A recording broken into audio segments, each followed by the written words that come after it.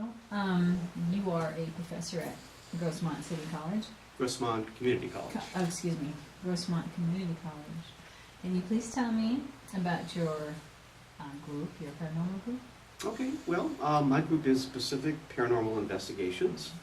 We started the idea, I should say, when I say we, I don't mean I was there at the time, but originally the idea began in 2005, and it was members of another group that got together and decided to form their own group.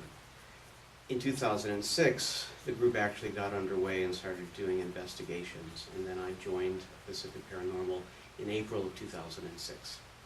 So since then, really we've undergone some changes and some group splits, but Brian and I are now the co-directors of the group, and we've sort of carried the baton of that original group from 2006 and developed it. The former president of our group, you probably remember me talking about this last week, was Glenn Pitcher, and he has since passed on. He died in 2009.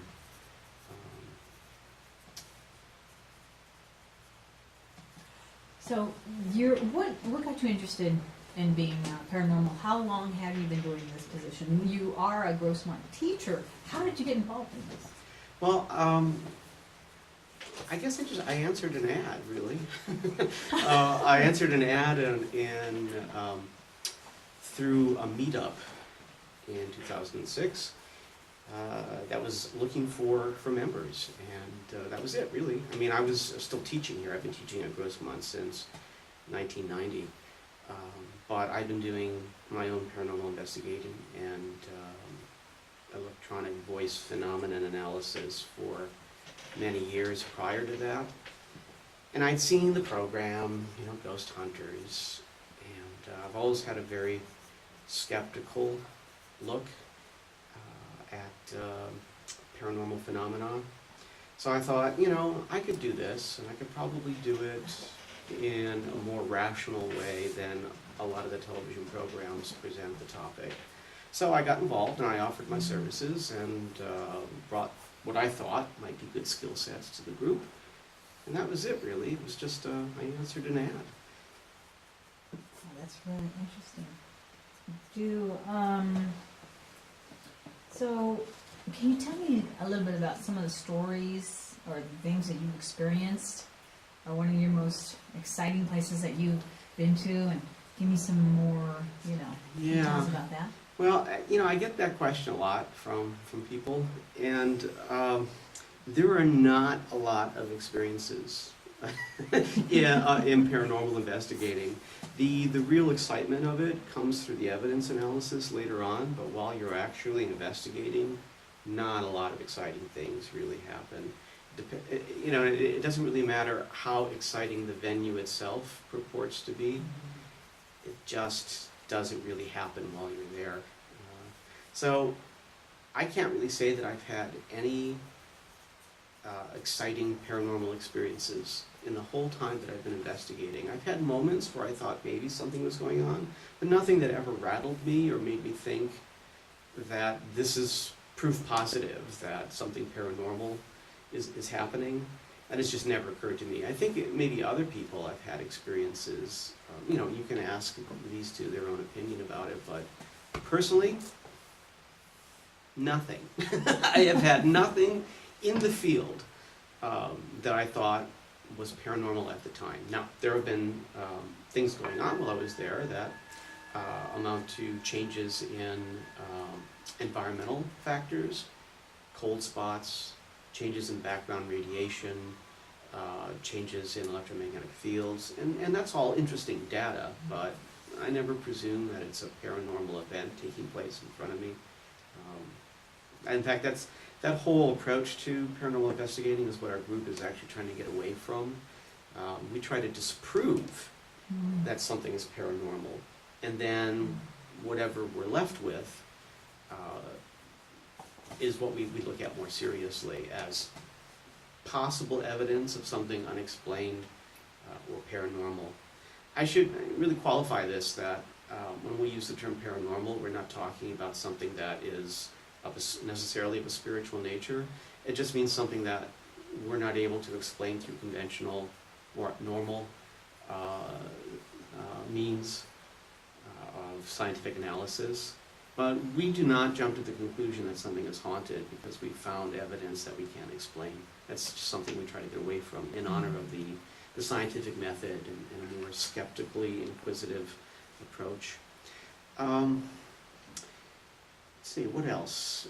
And exciting venues, probably one of the places I've most enjoyed investigating was the drum barracks in Los Angeles, which is an old Civil War barracks in the middle of Los Angeles, one of the most unlikely places for a Civil War historical site.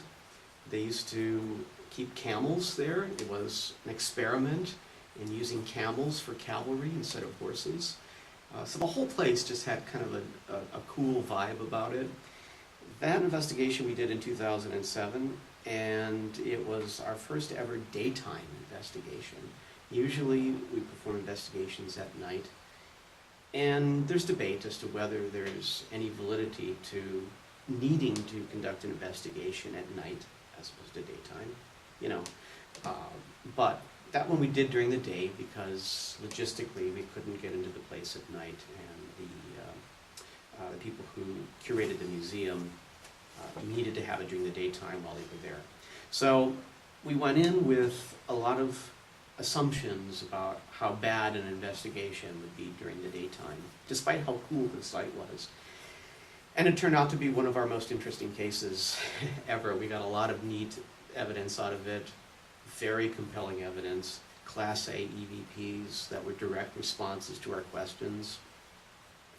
I mean, to this day, I was just really surprised. Oh, and to boot, there was a small farm next to the site, in the middle of Los Angeles, mind you. So we kept getting these sounds of goats and chickens and crows and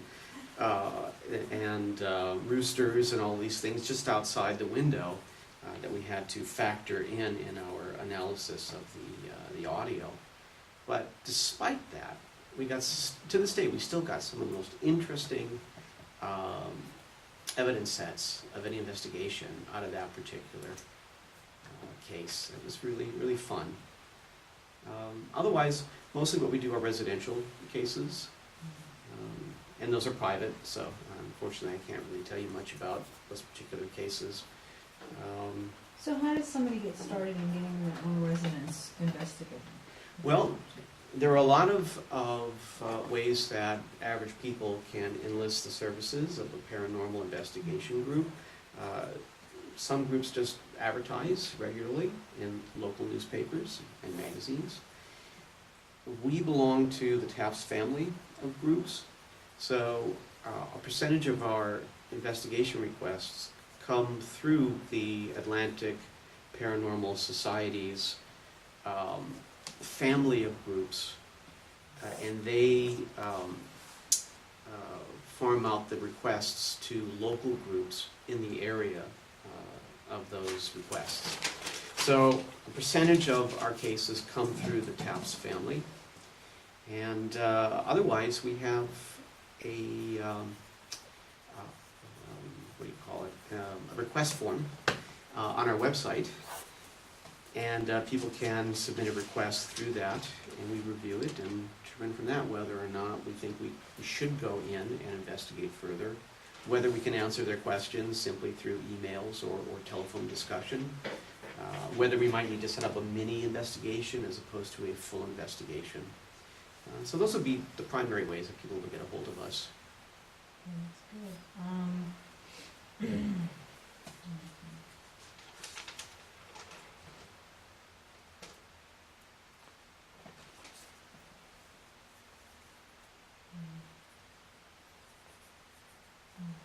Trying to think of one question. Is it reality? Well, what's your interest in the paranormal? My interest Yeah. in it is that I like the excitement, the energy.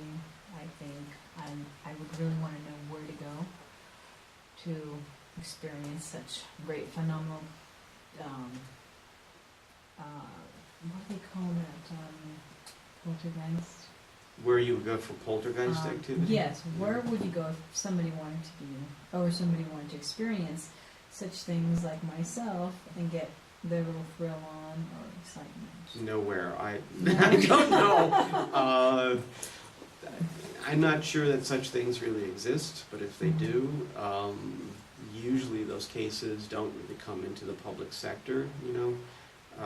Poltergeist activity is often, if it is real, it is often not something that lasts for the long term.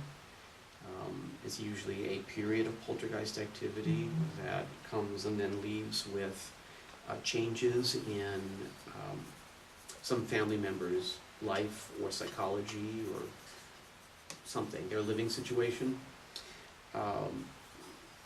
So the short answer is I don't think you'll be able to find a place to go to experience poltergeist activity. If there were, you know, we'd be there with our cameras, letting it rip.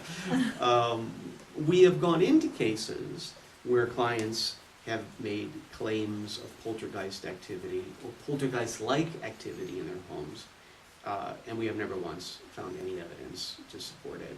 And that doesn't mean that they're telling lies. Mhm. It just means that while we're there, we have never actually been able to experience anything like that or capture it on camera. Okay. So, how about some of these places that say, you know, ghost hunters, and ghost adventures, they're able to experience? Do you guys ever get to do such things at those places? We very rarely do, but we do on occasion conduct more entertaining sorts of investigations for our own education and gratification. But largely our agenda is as an outreach service, so we don't usually go on those kinds of jaunts. The kinds of investigations we do are to help people who feel in distress about their paranormal activity, who don't understand it, sometimes they're scared by it, or they're not even sure that they're experiencing actual paranormal phenomena, so they've brought us in to provide proof or to explain away the things that they think are paranormal. And that speaks to our agenda as a skeptical inquiry group, where we try to disprove a, quote, haunting as opposed to prove it. And many of the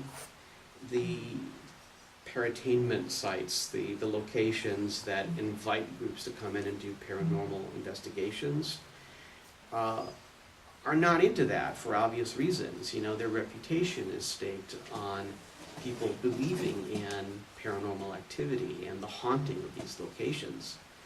And we just don't follow that philosophy. So we tend to steer clear of places that are kind of entertainment oriented. Okay, how do you define entertainment oriented? Entertainment oriented means that a site will use its haunted status to collect money from people to do investigations, will promote artists, filmmakers, videographers, and writers whose field of expertise is the paranormal, conventions, that sorts of thing. So if a place's reputation, professional reputation, is marketed as haunted, we tend not to get caught up in that. Okay. So you don't really actually do the haunted, but you do help other people understand if their own experience is real or not. Right. And for me, that's a much more gratifying kind of volunteerism to do, you know? So you don't charge your people? Absolutely not. No charge whatsoever. Totally volunteered. Okay. That's excellent.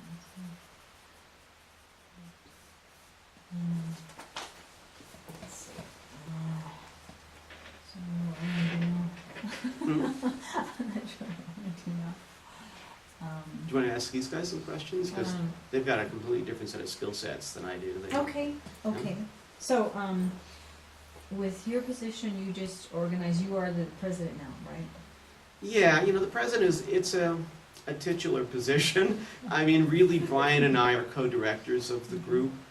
We had to designate someone as a president simply so we could be registered with the TAPS family, and that's kind of their law or their bylaw, however you want to describe it. There has to be some sort of hierarchy where one person is a president. But truthfully, that's not how we operate. I mean, we're more of a think tank, and everyone kind of works cooperatively on projects and ideas. Okay. Okay, thank you, Carl. Yeah, sure. Thank you very much.